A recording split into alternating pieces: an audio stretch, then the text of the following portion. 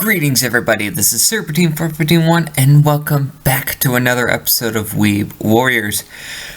I'll be by myself again this week since Jordan will have other obligations and might be free next week. So, let us actually get to these reviews, shall we? Let's start with our two holdover shows that are continuing from last season. My Hero Academia Season 4. The focus episode I'll be doing for the review is episode 75, I believe, called, I think it's Unforeseen, I know it's Unforeseen something or other. Basically, after Mirio and Shisaki's fight, which was beautiful by the way, Midoriya, Aizawa, and Sir Night-Eye enter the battlefield and just engage, with Aizawa putting down the quirk of Overhaul for a short while until Chronostasis sticks him with one of his hairs, which slows his body down, and ending up allowing Chisaki to use his quirk again and separating the group from Aizawa. Meanwhile, Sir Night-Eye and Deku fight Chisaki, but this leads to a lot of crazy things happening, like Sir Night-Eye on the verge of death and Deku just really giving it his all. Where we have also moments where Mirio goes to Eri and gets her to almost a safe location, but Chisaki then uses the confession quirk from one of the expendable bullets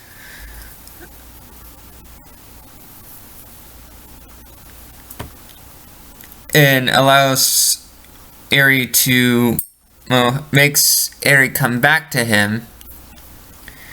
But the end of the episode has Midoriya ready to fight once more, with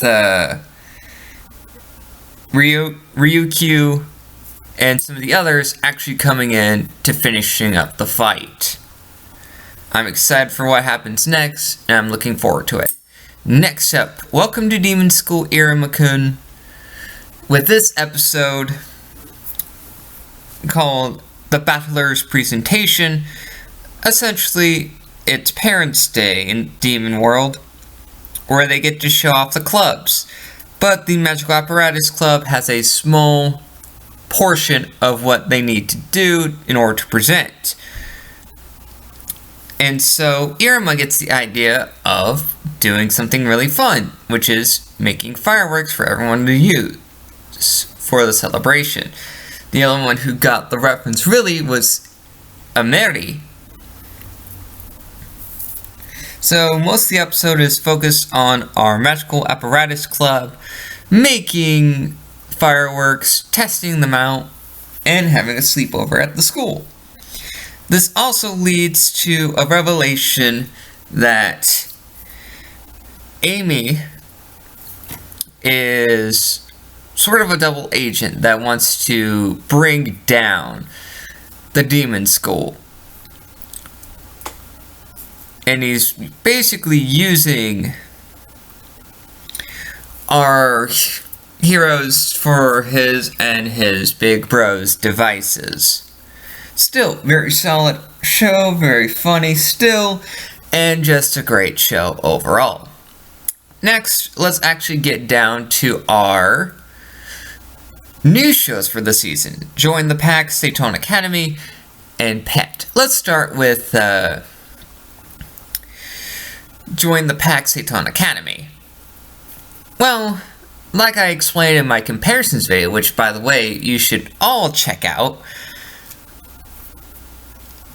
I also forgot to mention one big key difference. At the start of the episode, where they actually have an entry ceremony, which was not shown in the manga, which is very entertaining in its own way. But the first episode, admittedly not as great as the manga's first couple of chapters, but still very solid in its own right. And all the characters are voiced well. Gotta give it to the voice actors. They really put in a lot of great voice work when you're voicing anthropomorphized animal characters and a couple humans. Still good, still very solid, but the OP sucks. I will say that. The OP sucks. Well, anywho, let's get down to pets. Now, the first part of this episode shows it looks like a child who's spaced out watching the same anime time and time again because he suffered a head injury. But this child is later revealed to have a psychic link to the memories and thoughts of his mother, who ultimately wanted to die because her husband's cheating on her, leaving her behind with pretty much a dimwit of a child. But when the child psychically is linked with his mother at that moment, he goes into a tizzy and starts slamming his head on the entertainment center, which leads to another person who's essentially another psychic like him who can enter the minds of others and explains you shouldn't let this intersect with anyone else's, basically telling him the concepts of peaks and valleys in the mind. And this little vignette kind of shows what some of the aspects of this show is. It's a thriller dedicated to exploring memories and the mind. Kind of like Inception in a way. But we move on to the actual episode proper, which, by the way, the first episode is called The Crushers. Basically, a whole crux of this episode where we have Kenji and two young men running a bar, where Kenji is conscribed by a older gentleman from the first part of the episode to go through a task, which is to grab a gun from the ocean. But this leads to a former partner of his who found out the truth about our mysterious operator. I think it's Kisaragi is his name, where he essentially smashed the former partner's mind and ultimately led to his death by car accident, making him a bit of a simpleton. And then we had some odd moments within the episode where Kenji also suffers mind-altering effects, where someone invaded his mind.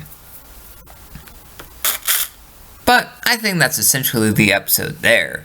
Still very interesting. It kind of caught my attention. Sure, it had some moments of like, whoa, I don't need to see that. But hey, it's still very solid.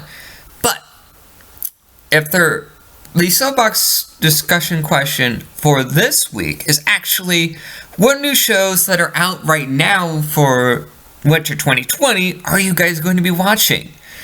I know there's actually a couple that will be coming out relatively soon, that being one that will be coming out in a couple of days from now. Oh, as of the recording of this.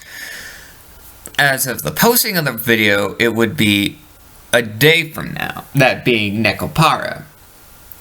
And you'd be able to find some of these shows on Funimation, Crunchyroll, and Amazon Prime. You can watch Pet on Amazon Prime, Join the Pack Seiton Academy, Welcome to Demon School Iruma-kun, and My Hero Academia you can watch on Crunchyroll, and Nekopara you can watch on Funimation on the 9th. And same thing for Interspecies Reviewers, which is going to be coming soon, also on Funimation. Those are the shows that I know I'll be watching and at least reviewing for my own purposes. And if Jordan comes across any that caught his eye, which the central theme for the season, there's not a lot that he's interested in, but I think he'd give the old college try for.